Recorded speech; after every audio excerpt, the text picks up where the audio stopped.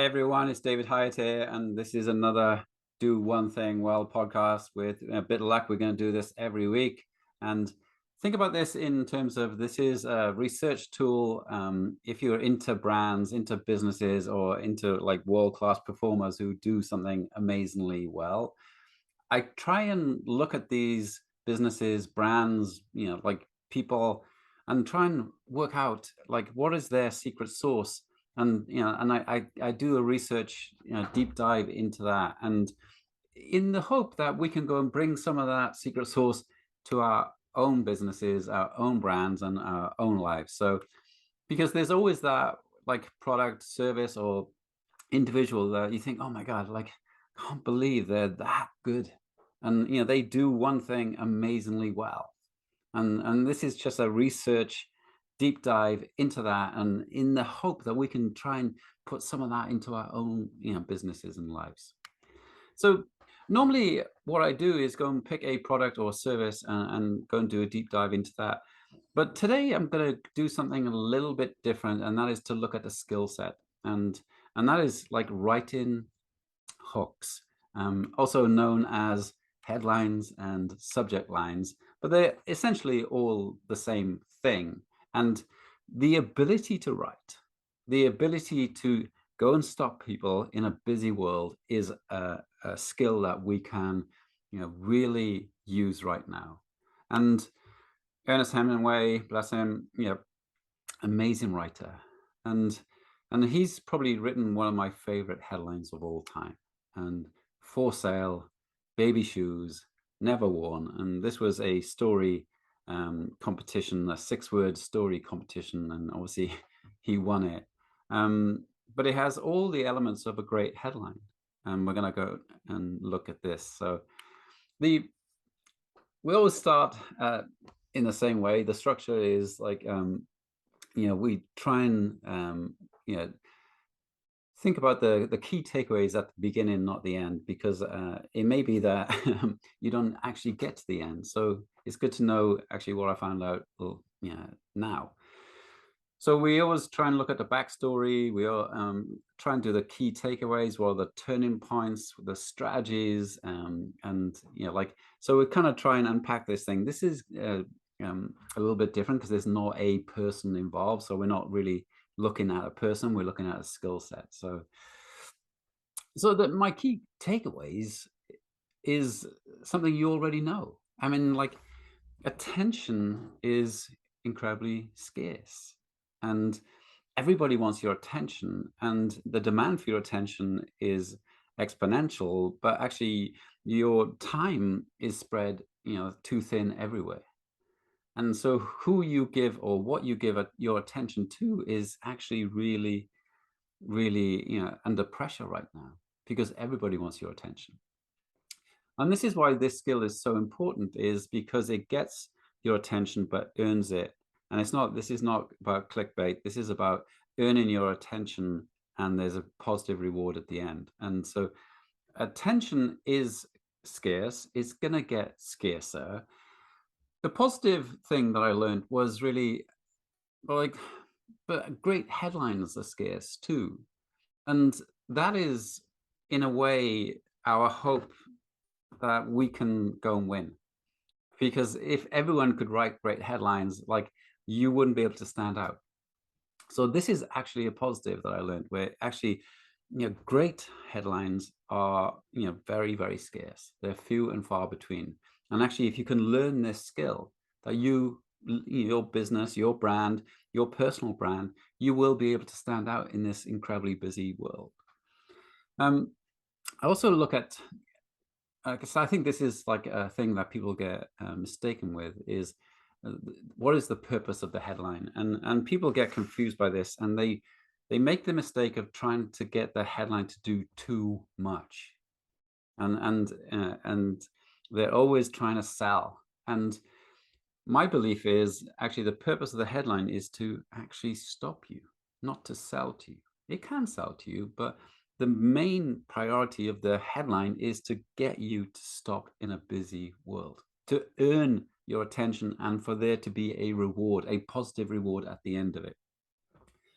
Also, I look at what Pixar do, even though they're, obviously a film company, animation film company, but they understand the individual. They understand the person on the other side of,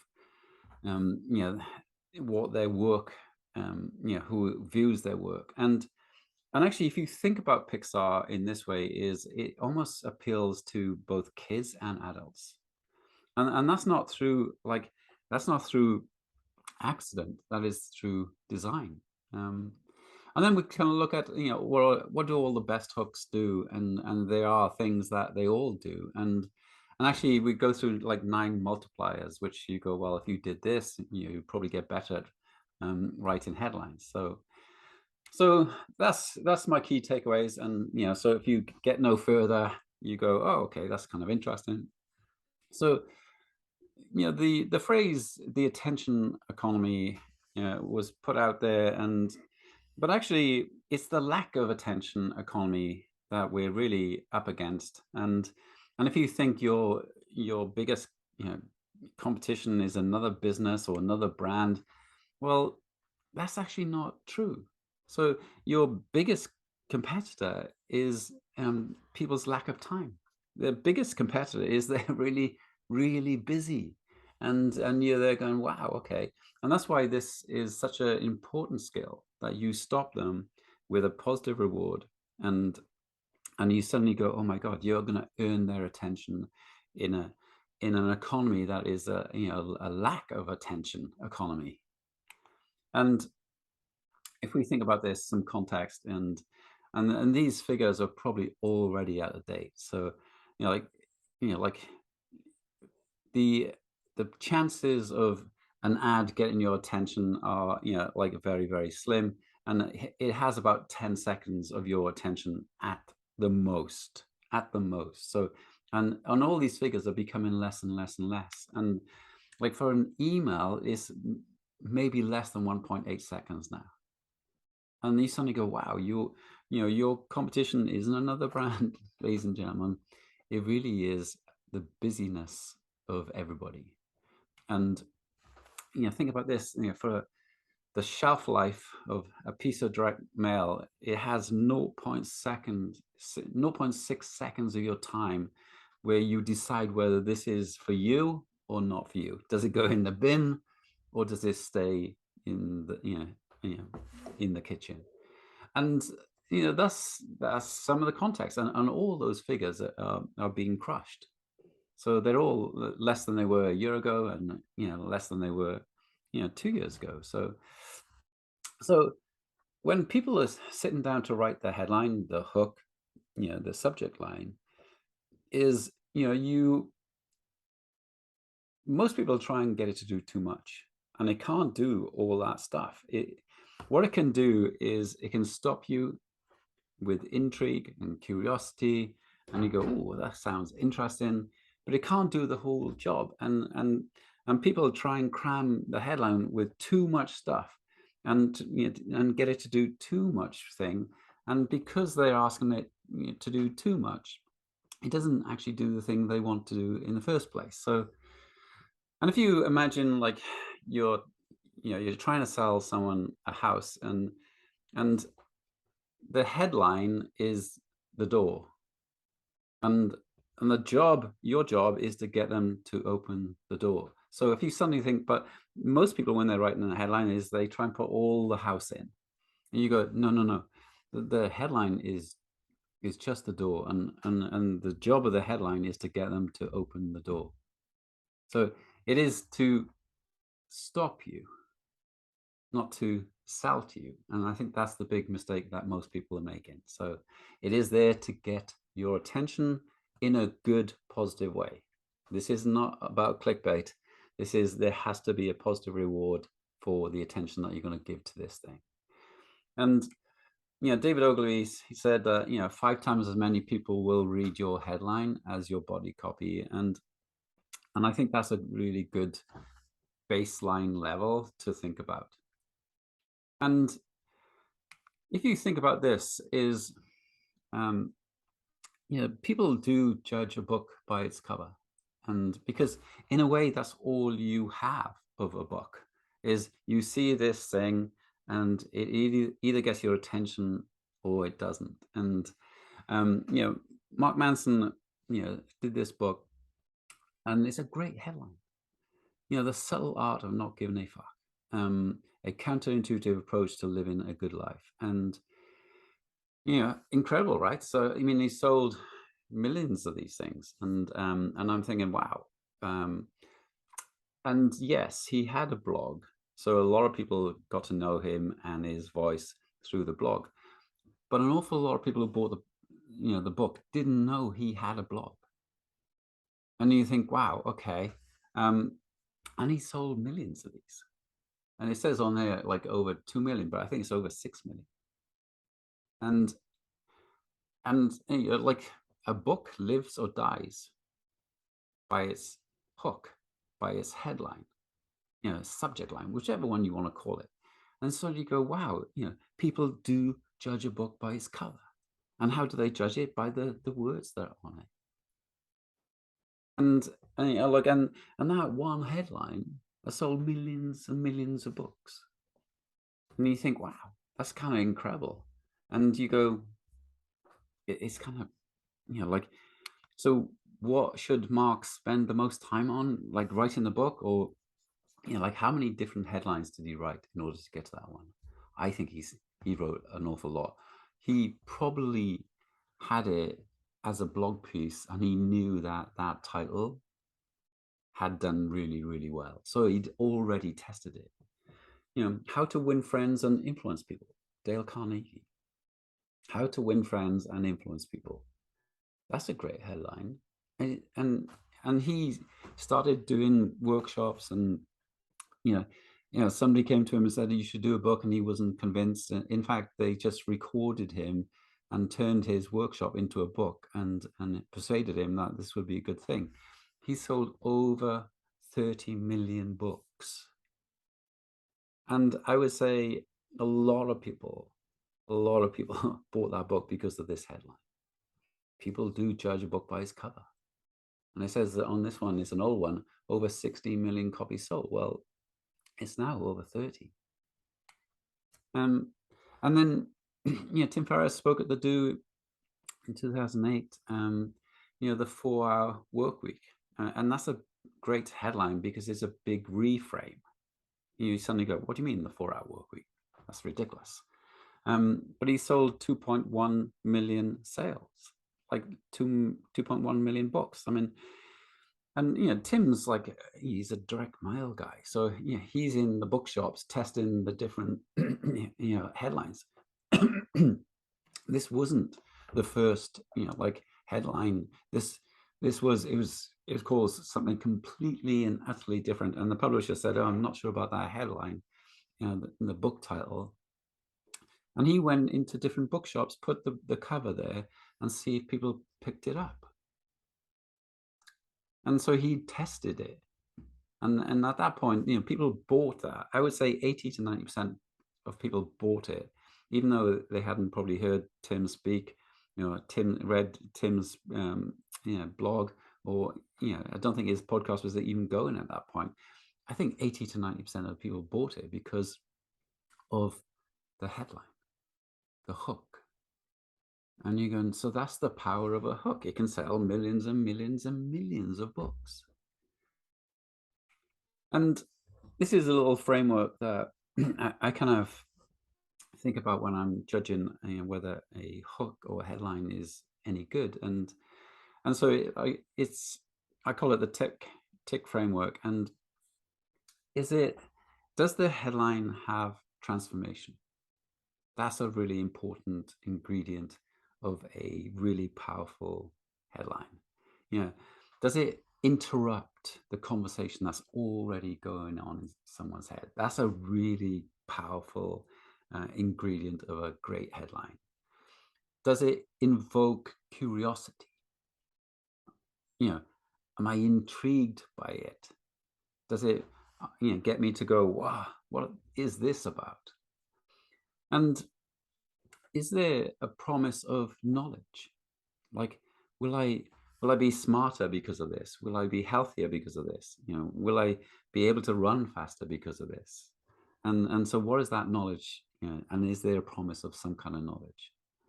And I call that the tick framework. And like that's something I just use. I mean, I haven't seen it anywhere else. I was just going, oh, that's kind of, I think there's some really core basic ingredients of a great headline, and I think that tick framework covers most of them. Not all of them, but most of them.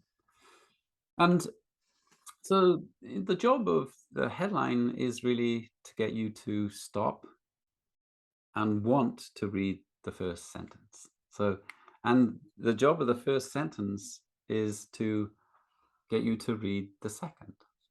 And the job of the first paragraph is to get you to want to read the next one. And so if you think about, like, when you're writing and it's all about hooks, like every paragraph should end with a hook. You suddenly go, wow. So find out in the next episode of this called the next paragraph. It wants you, the great writers know that they have to keep you wanting to know more. So I think that's a really interesting framework and something to think about. So it's like 9 things I thought would be helpful for you to think about in terms of how do I get better at writing better hooks, better headlines, better subject lines. And here's some like things which might be helpful. And so 9 multipliers. And so one thing is to know the human on the other side of your piece of communication. And you got to try and understand them. And I've found this really interesting. And when I was sort of doing research for this, what Pixar do is kind of really interesting. So there's a thing called PCM, and so it's like there's 6 personality types. So there's thinkers, persisters, harmonizers, imaginers, rebels, and promoters. And so, and actually, when you're writing, like a headline, you want to try and get a little bit of all of them, if indeed possible. And that's a big ask. But Pixar use this in order to, like when they're coming up with characters, they want to know that, what is this character about and who is it going to appeal to? If you actually think about Pixar, it's extraordinary what they've done. Is like a adult is happy to watch it as much as a kid is happy to watch it. And you can't say that about most like animation films. And so, they've used this PCM, like sort of framework to, build their characters so they can broaden their audience. And I thought that was really interesting. And the other thing is, the amateur writes one headline. And if we think that actually the main thing, the reason, 80% of the chance that of them actually reading what you've written is going to be all down to the one headline. So what is the main thing? The main thing is the hook and the headline. So what is the main thing you need to improve on? What's the main thing you need to go and spend more time on? And that is the actual hook. And this is interesting, is the amateur is acting like a pro. So the amateur is just writing one. And so it's almost like, like you suddenly go, wow, you've only got one chance of doing a really great headline. But we all know as writers, actually, you have to go and write maybe 20 or 30 different ones in order to go, wow, what is the one? So if that is the main thing, and we're just going, hey, we'll bash this off at the end. And people do this when they're writing emails, is they just spend a week researching a big project, and just before the launch, they'll get to the subject line and what's the subject line again? So they pay the least amount of attention to the thing that actually is perhaps the biggest reason that that email is going to succeed. So they pay the least amount of attention to the thing that gets the most attention from the customer. So the amateur is acting like a pro in as much as, it's like a sniper with one bullet. You go, you go, oh, okay, well, you absolutely need to go and make sure that's the best headline you can possibly do, because you only get one chance. But the pro is acting like an amateur, because the pro is going, hey, I don't know which is the best one. I've written 30 headlines, and guess what? I'm going to go and test them. I'm going to find out which is the one. And so what we want to do as writers, is to start acting like we don't know and go and write 30 different headlines, because the main thing, the main reason it will succeed is literally because of that one thing. And I remember a story about Benjamin Hardy, great author, great speaker, really, I like him a lot. And he wrote a big piece on Medium, and he spent a lot of time researching it, and he went out and it just, it fell flat. And he came back to it like 2 or 3 months later, and all he did was change like the headline, and he changed it to, willpower doesn't work, do this instead. Didn't change the body copy, the thousands and thousands of words he'd written. Not one of those words was changed. And he just changed the headline, the hook. And that article then suddenly got hundreds of thousands of views. And it became the title for his next book. And so, so even somebody as skilled as him can go and write a headline that, or a hook that just doesn't work. And so he went back, this is what I love about this story, is he went back and changed it, because he knew there was something really good in what he'd written, but it didn't get anybody's attention. It didn't get anybody's attention because he'd written a not very good hook. And so that was kind of really interesting. So we have to write, rewrite, and write again. The other thing that maybe you should think about is, emotion really beats logic. And if we think about it from a Nike versus Adidas point of view, I mean, I love both brands. Both make great, kit and boots and trainers. But Nike were able to communicate to another human being and get them to feel something. And Adidas, if they're being honest, they weren't. They were too logical. They were selling like boots on, this is the best leather, but Nike was selling it going, hey, you might be able to win with this. And so Nike were always, trying to get to the heart, and Adidas were trying to communicate with the head. And actually, no tears in the writer, no tears in the reader. I love this, Robert Frost. And actually the end of this, that quote is, no surprise in the writer, no surprise in the reader. And we are emotional critics. We think we think most of our decisions are made in the head, but actually, the heart is where most decisions get made. And so Nike were able to speak to the heart, and Adidas insisted on speaking to the head, and Nike, became the biggest sports brand in the world. Studies from a Journal of Advertising Research that, people that show twice as much likely to be persuaded by emotion than by facts. And so they've done the data. So I think that's pretty interesting. So when you're writing, like emotional headlines will stop people more.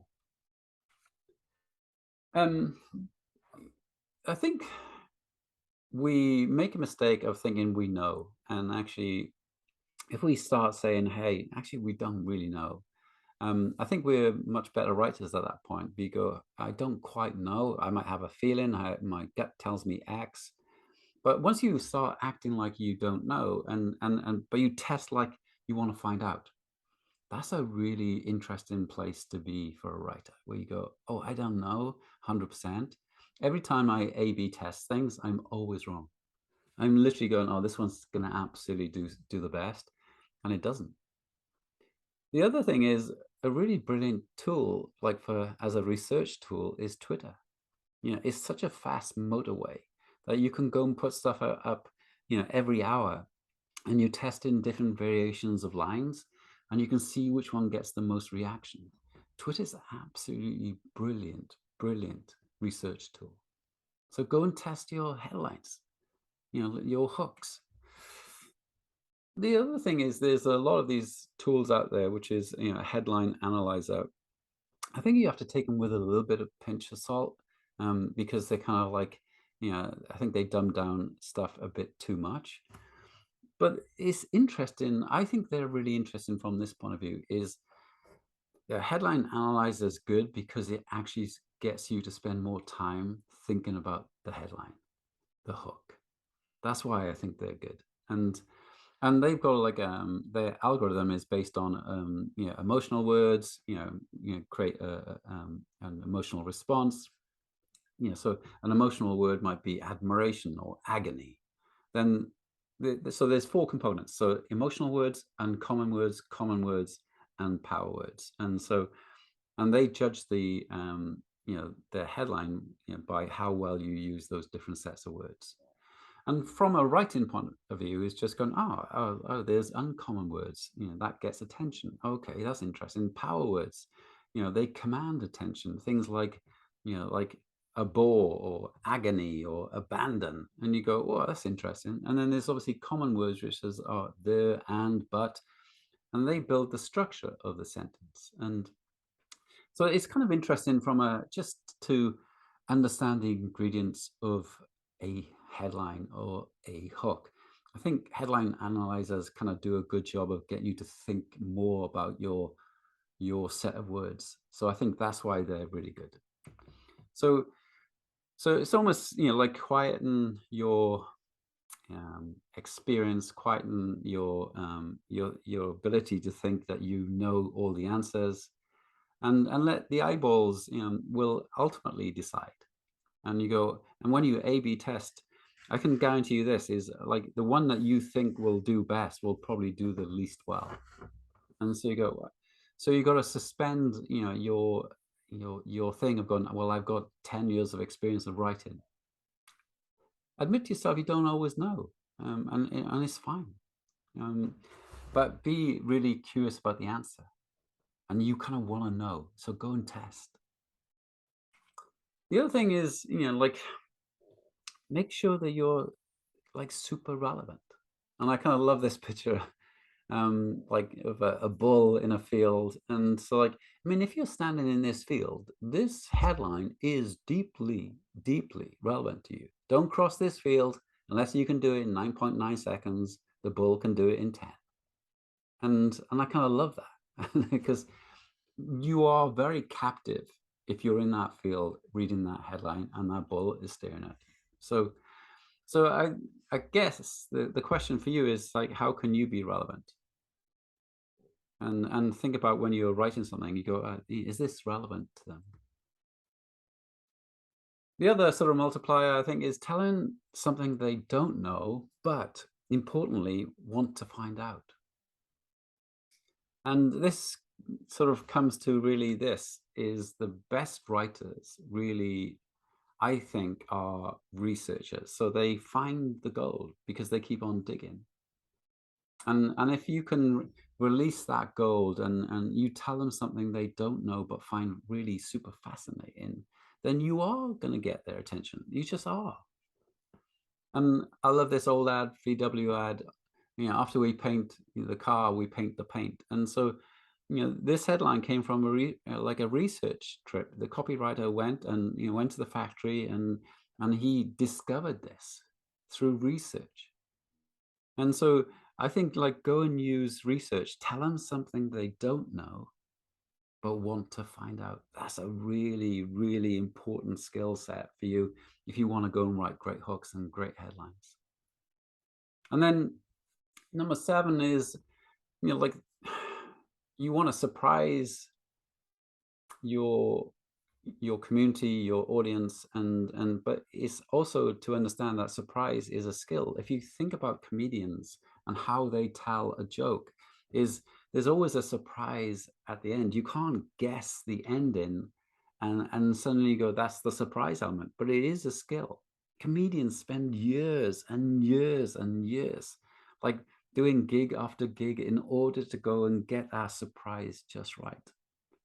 And if you think about Hollywood films, like, like there's that turning point after about 22 minutes, and it's always deeply, deeply surprising. So your ability to surprise someone is a skill that you're going to have to go and learn. So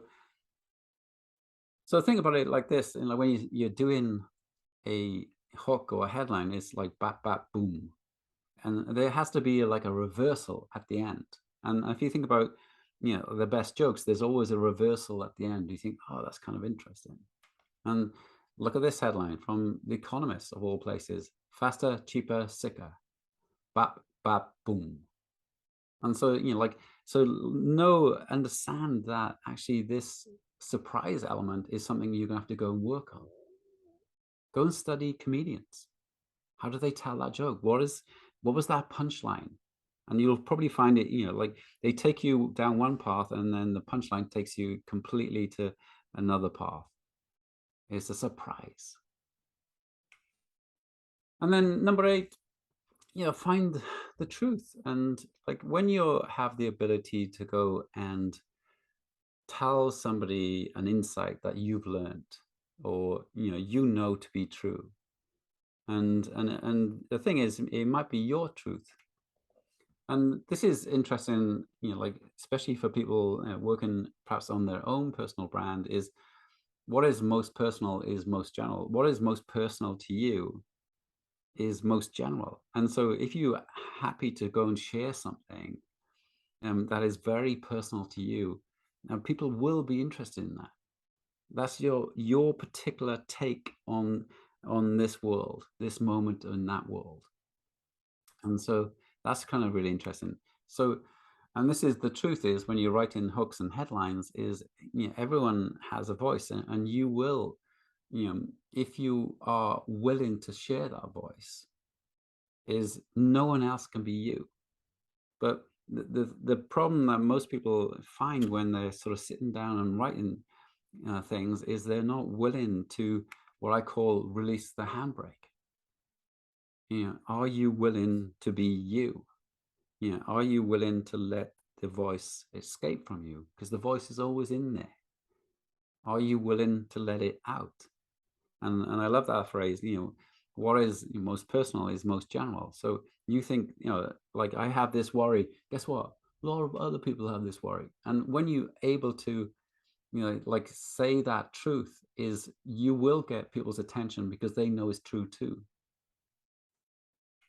And then lastly, sort of in terms of a multiplier, is you got to choose your role models carefully. And if you think about like all these people out there that you look at right now, like the reason they are doing better than you is currently they are better than you.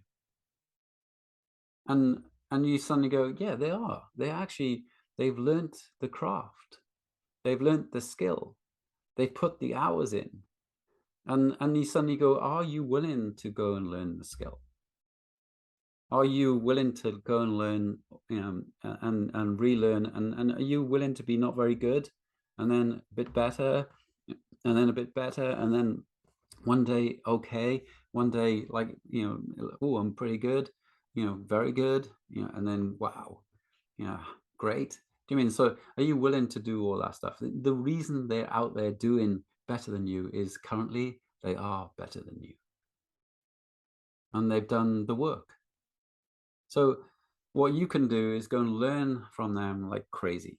But learn not just what they do really well, but learn what they do not that well.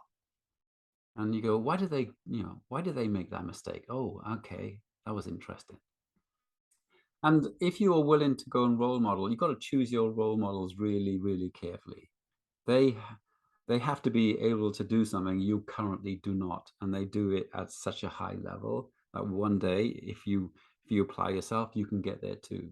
Because at some point, the student literally becomes better than the master, and if you are willing to put the hours in, you will become better than them. And Malcolm Gladwell said this: talent is the ability to practice. But also, I think within this, it's an important thing to think about is not just like practice, is also deliberate practice and try and get feedback. Try and get a mentor. Try and like ask yourself, why did that hook work so well? That was a surprise. So you've got to have an essence of yes, you're going to do the practice, but you have to get into a feedback loop and get some feedback from someone, and you go, hey, why do you think this headline worked? Why do you think this hook worked? Why do you think this one literally got no attention whatsoever? So that's important. But normally in the Do One Thing Well podcast is we kind of look at the numbers on Facebook and Instagram and YouTube and Twitter and TikTok, and you think, oh, maybe on Instagram it's all about photos. You go, hooks work amazing on every platform. Great writing works amazingly well on on Instagram. A great hook works on TikTok. A great hook works on Twitter, like on Facebook, on YouTube, like all those thumbnails. They're all hooks. So hook works on every platform. So this skill is like a skill for any platform that you want to go and focus on. And also in the conclusion is, and this is no surprise every time I do it, is like there are many component parts to doing one thing well. And if you want to go and write a great hook, it's about, do you understand language? Do you understand curiosity? Do you understand the human being? Do you understand, how to, tell a joke? Do you understand surprise? Do you understand, all these things? Do you understand that, you've got to go and test and retest? Do you understand all of those things? Do you understand you can't just write one? You maybe have to write 100 lines in order to get one. And so you suddenly go, oh, like when you see these people do incredibly well as writers, as hooks or headlines or authors, they really have, like gone and tested. This is, their success is never like an accident. Mark Manson was writing a blog for years, and he probably already tested that his line, his hook, like, and he knew that would sell a lot of books because he'd already got the data. So it turns out, like, as always, like the thing to doing one thing well is there are many aspects to doing one thing well, and writing hooks is just the same as well. Okay, hope that was slightly different this week, but I just thought it might be interesting, for everybody. And I thank you for your time. I'm gonna see you next week, and go and check out the Hiut Denim Company. We do one thing well. We make one of the best pairs of jeans in the world. Go and check us out. Okay, I thank you for your time, and take care.